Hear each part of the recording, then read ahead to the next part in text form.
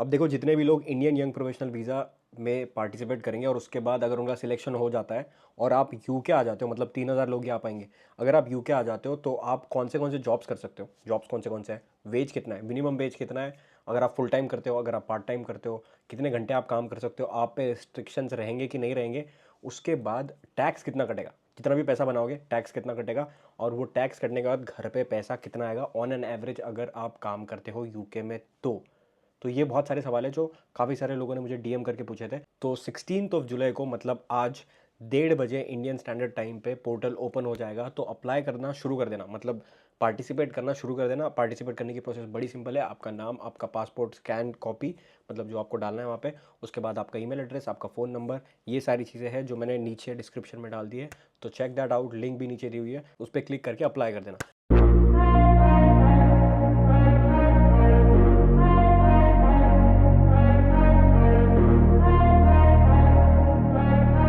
अगर अभी तक आपने सब्सक्राइब नहीं किया तो सब्सक्राइब कर लो, लाइक करो और शेयर कर लो उन लोगों को जिन्हें इस चीज़ के बारे में पता ही नहीं है। तो let's get started. First and foremost let's talk about job कौन से तरीके की होती है। अगर आप यहाँ पे आते हो तो काफ़ी लोग बोलते हैं part time part time part time. भाई पार्ट टाइम में क्या होता है ये तो समझाओ, क्योंकि जब मैं यहाँ पे आ रहा था स्टूडेंट और मुझे भी आइडिया नहीं था पार्ट टाइम क्या होता है। मुझे लगता था KFC, मैकडोनल्ड्स, डोमिनोज में काम कर लो एंड यही पार्ट टाइम होता है।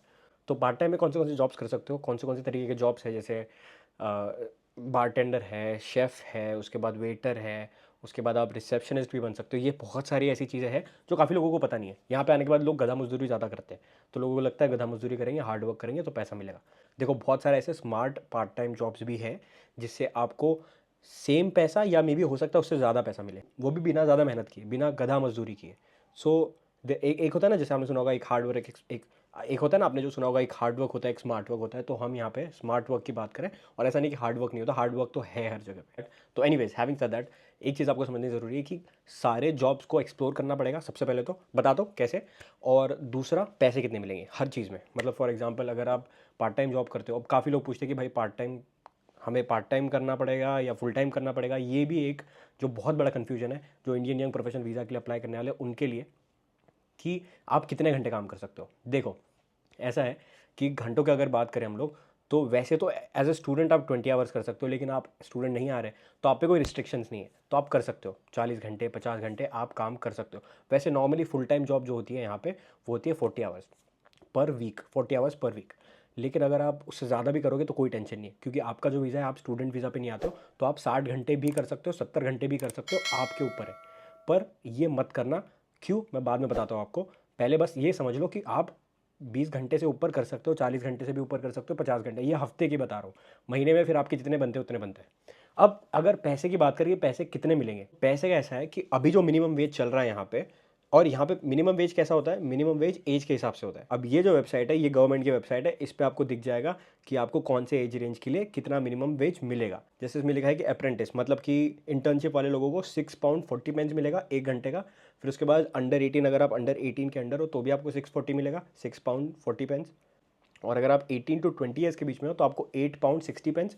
और अगर आप 21 के अबव हो तो आपको £11.44 ये वेज मिलेगा पर आवर का।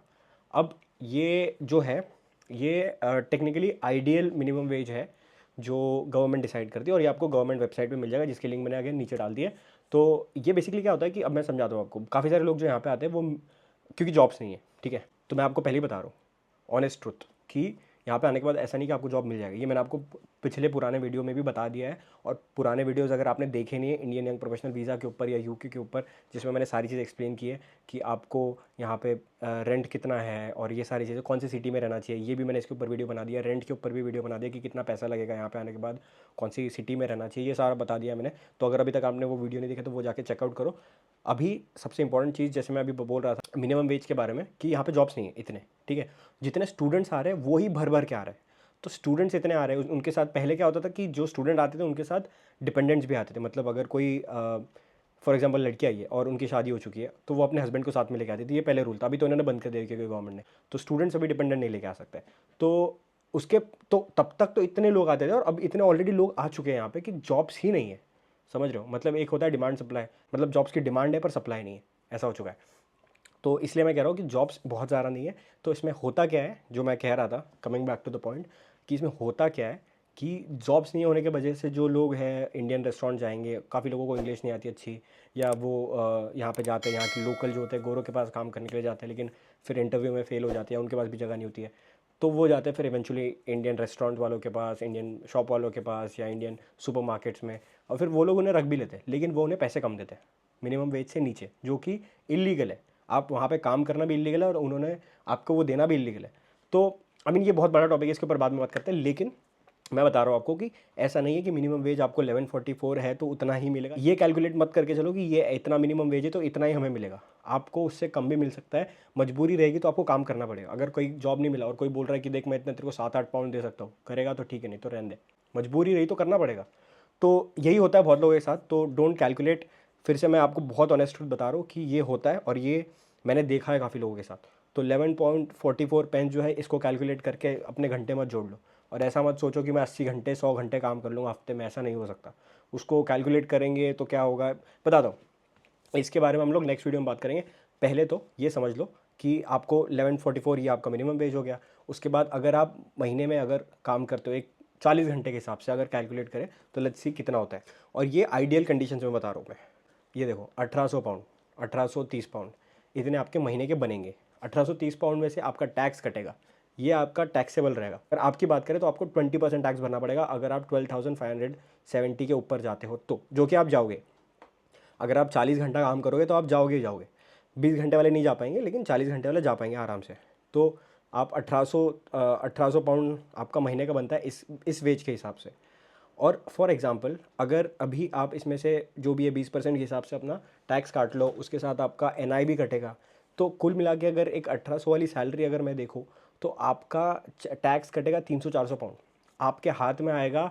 अराउंड अप्रॉक्सीमेटली बता रहा हूँ, अगेन ये फिक्स नंबर नहीं है, पर आपके हाथ में आएगा 1400 पाउंड। 1400 पाउंड आपके हाथ में आएगा अगर आप 1830 कमा रहे हो तो, हर महीने का। तो 1400 पाउंड्स में आपका फिर आपका रेंट देना है, फिर आपका खाने का खर्चा, आपके ट्रैवल का खर्चा, आपके घूमने का खर्चा, आपके कपड़े वपड़े जो भी है, ये सारी चीज़ें। तो 1400 पाउंड आपके हाथ में आएंगे, बाकी टैक्स में जाएगा, बाकी एनआई में जाएगा, और आपके पेंशन स्कीम में जाएगा। तो पेंशन स्कीम से तो चलो आप फिर भी मतलब एग्जिट कर सकते हो, लेकिन फिर भी आपका समझ लो 350 से 400 पाउंड तो टैक्स जाएगा ही जाएगा अगर आप इतना कमाते हो तो। अब बहुत सारे लोग ये भी करते हैं कि क्या करते हैं मैं बताता हूँ आपको नेक्स्ट वीडियो में, इसमें नहीं बता सकता सब कुछ क्योंकि वीडियो ऑलरेडी बड़ा हो चुका है। तो 1800 पाउंड समझ लो आएंगे, आपके पास नहीं आएंगे, ये आपके पे स्लिप में दिखेगा, और 1400 पाउंड आपके हाथ में आएंगे जो आप खर्च कर पाओगे। अब इसमें से आपको बता दिया मैंने टैक्स इतना लगेगा। अब इसमें से अगर आप बात करो कि आप इस पर गुजारा कर सकते हो कि नहीं, that is very important thing. तो 1400 पाउंड में आप गुजारा कर सकते हो कहाँ पे, दूसरे छोटे सिटीज़ में, ग्लासगो, मैनचेस्टर, बाकी एडिनब्रा, वो भी अगर आप चीपर अकोमोडेशन और शेयरिंग पे लेते हो, एक एक रूम में 2 लोग रहते हो या एक रूम में 1 लोग रहते हो, लेकिन वो रूम कहीं दूर लेते हो, फिर आपका ट्रैवलिंग कॉस्ट, तो अगर आप सब कुल मिला के पकड़ लो तो आप पैसे थोड़े से बचा सकते हो, बहुत तो नहीं। अगर आप बहुत सस्ते में रहते हो, मतलब अगर आपका रेंट अगर 250, 300, 400 पाउंड के आसपास है तो ठीक है, तो आप 400-500 पाउंड महीने का सेव कर सकते हो अगर आप और अगर आप ये सैलरी के साथ अगर लंदन में आओगे तो आपका कुछ नहीं बचेगा। मतलब लिटरली अगर आप 1400 पाउंड आपके हाथ में आ रहे हैं तो मुश्किल है, लंदन में आपको शायद और पैसे कम पड़ जाएंगे, ये मैं कहूँगा। तो अगर आप दूसरे सिटी में रहोगे तो आपको थोड़े बहुत सेविंग हो जाएगी, बहुत थोड़ी सी, पर बाकी आपके ऊपर है। अब आते हैं जॉब्स के ऊपर कि जॉब्स किस तरीके के होते हैं। एक तो हो गया रिसेप्शनिस्ट, जो बहुत लोग नहीं करते, रिसेप्शनिस्ट होते हैं जॉब्स। प्लीज़ आने के बाद जो भी जितने भी साइट्स है, जितने भी कंपनीज़ है, उस पे जाके फिजिकली भी और उनके वेबसाइट पे जाके चेक करो रिसेप्शनिस्ट की जॉब है क्या। उसके बाद सिक्योरिटी की जॉब होती है जो काफ़ी लोग करते हैं सिक्योरिटी की जॉब। एक होता है बैच वाला और एक होता है बिना बैच वाला, उसके बारे में बाद में बात करेंगे, लेकिन आप वो भी कर सकते हो विदाउट बैच, बाद में एक्सप्लेन करता हूँ। उसके बाद आता है वेटर, उसके बाद आता है बारटेंडर, ये आप जल्दी कर सकते हो, ये जो 2 काम है ये जल्दी आपको मिल जाएंगे। उसके बाद आता है शॉप में काफ़ी लोग काम करते हैं लेकिन शॉप वाले पैसे कम देते हैं। फिर उसके बाद सुपर मार्केट होता है। उसके बाद जैसे KFC वगैरह, ये फूड चेन हो गए, KFC, मैकडॉनल्ड्स, ये सारी चीज़ें, वहाँ पे भी काम कर सकते हो, पर यहाँ पे भी लगना थोड़ा सा डिफ़िकल्ट है।